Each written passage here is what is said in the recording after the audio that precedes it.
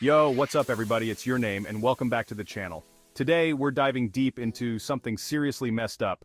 We're talking about the dark side of China, those things nobody seems to want to talk about. From internet censorship to a surveillance state that would make Orwell sweat, we're unpacking it all. We're talking 12 things that China doesn't want you to know. So buckle up, hit that subscribe button, and let's get into it. Alright, first up, let's talk about the internet. In China, the internet isn't this open playground of ideas like we have. It's more like a carefully controlled, heavily censored version of reality. Think about it, no Google, no Facebook, no Instagram. They've got their own versions of everything, all monitored by the government. They're watching everything you do, every website you visit, every message you send. Most people in China don't even know any different. They've grown up in this bubble of controlled information, unable to access different perspectives. It's a whole other world out there, one that the Chinese government doesn't want you to see. Imagine walking down the street, and everywhere you go, cameras are tracking your every move. That's everyday life in China. We're talking facial recognition software so advanced, it can identify you in a crowd of thousands, in seconds. They've got these cameras everywhere, on street corners, in subways, even inside apartment buildings. They say it's for safety and security, but it's hard not to feel like you're constantly being watched. And it goes beyond just cameras. They're using your phone data, your online activity, even your social media posts to track your movements. This kind of surveillance erodes at the very fabric of a free society. It creates a climate of fear and self-censorship, where people are afraid to speak their minds or challenge authority. Now this is where things get really heavy, really fast. Let's talk about the Uyghurs, a Muslim minority group in China facing persecution. We're talking about mass detention camps, forced labor, systematic suppression of their culture and religion. It's estimated that over 1 million Uyghurs have been detained in these camps, where they're subjected to political indoctrination, forced labor, and even torture. They're being ripped away from their families, their communities, their very identities. The Chinese government denies it all, claiming these camps are vocational training centers. But the evidence tells a different story, a story of systematic oppression and human rights abuses. This isn't just a Chinese problem, it's a global crisis. We need to raise awareness, put pressure on our governments to take action, and demand justice for the Uyghur people. Chapter 4. Silence is golden, the price of dissent, freedom of speech. It's a fundamental human right, but in China, it's a right that comes with a hefty price tag. Speak out against the government, criticize the Communist Party, even share a dissenting opinion online, and you could find yourself facing serious consequences. We're talking harassment, intimidation, detention, even imprisonment. Journalists, activists, even ordinary citizens who dare to raise their voices are silenced, often disappearing without a trace.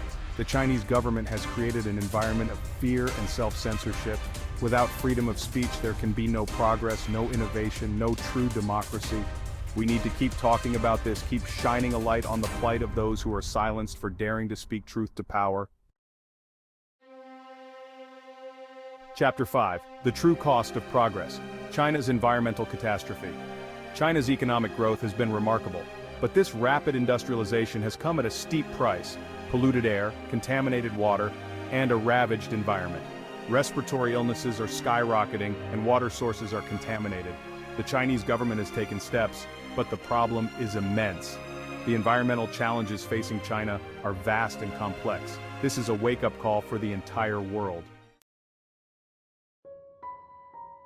Chapter 6. The human cost of cheap labor, inside China's factories. Ever wonder how those cheap electronics, clothes, and toys end up on our shelves? It comes down to Chinese workers, toiling in factories under grueling conditions for little pay, long hours, dangerous conditions, and wages that barely cover living costs. Labor unions are virtually non-existent, leaving workers with no recourse. The pursuit of cheap labor exploits workers, trampling their rights for profit. This is the hidden cost of our cheap goods, borne by the workers. We need to demand better, support ethical companies, and hold corporations accountable. Chapter 7. The One-Child Policy, a legacy of imbalance. For decades, China enforced a controversial policy that limited most families to just one child. The goal was to curb population growth, but the consequences of this social engineering experiment continue to reverberate today. The policy, implemented in 1979 and largely phased out by 2016, has resulted in a skewed gender ratio, with a significant surplus of men. This has led to social problems, including forced marriages, human trafficking, and a growing population of unmarried men. Beyond the demographic imbalance, the policy has also had a profound impact on family structures and societal values. The one-child policy remains a sensitive and complex issue with long-lasting consequences for Chinese society. Chapter 8. China's Ghost Cities, a Bubble Ready to Burst? Imagine entire cities complete with skyscrapers, shopping malls, and apartments standing empty. That's the reality in China, where a massive construction boom has led to the creation of so-called ghost cities. Driven by speculation and government investment, developers have built millions of housing units that remain unoccupied, creating an eerie landscape of empty streets and deserted buildings. This overbuilding has raised concerns about a potential property bubble, with some experts warning of a looming economic crisis if the market were to collapse. The social and economic implications of this phenomenon are far-reaching. The construction frenzy has fueled demand for resources, contributing to environmental degradation and displacing communities.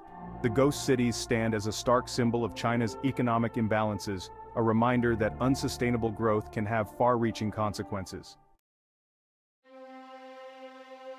Chapter 9. Faith Under Fire: Religious Freedom in China.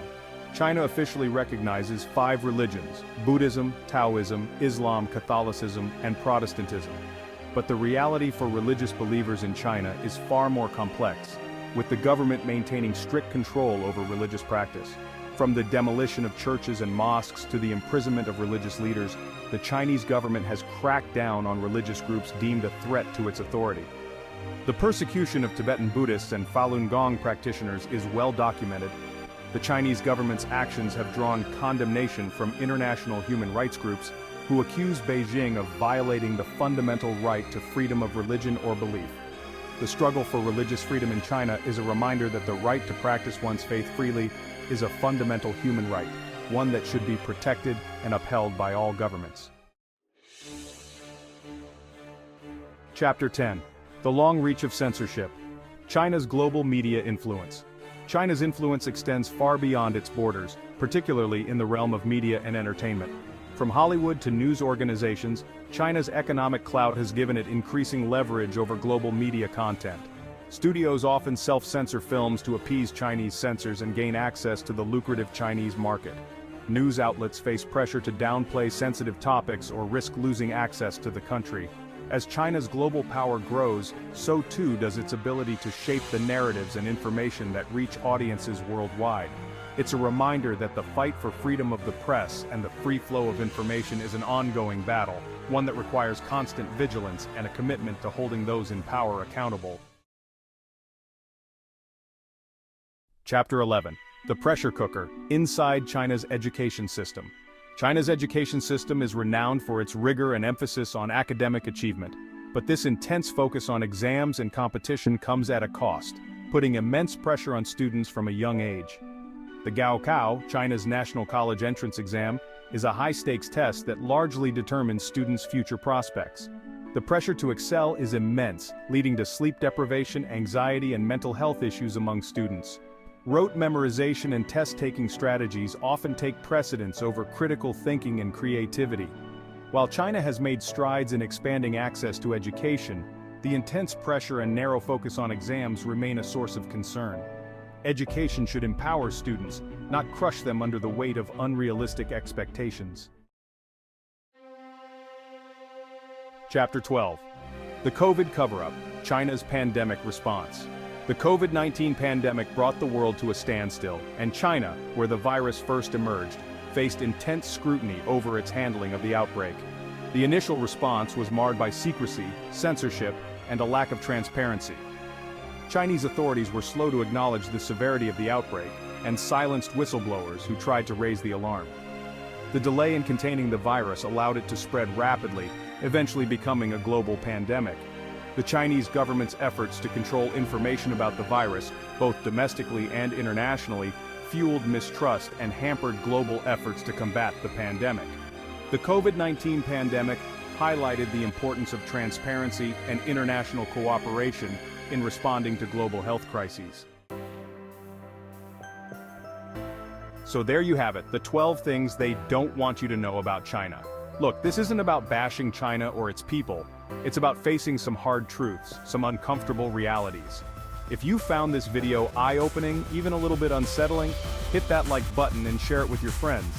Let's start a conversation because the more we know, the more we can push for change. Thanks for watching, and I'll catch you in the next one. Peace.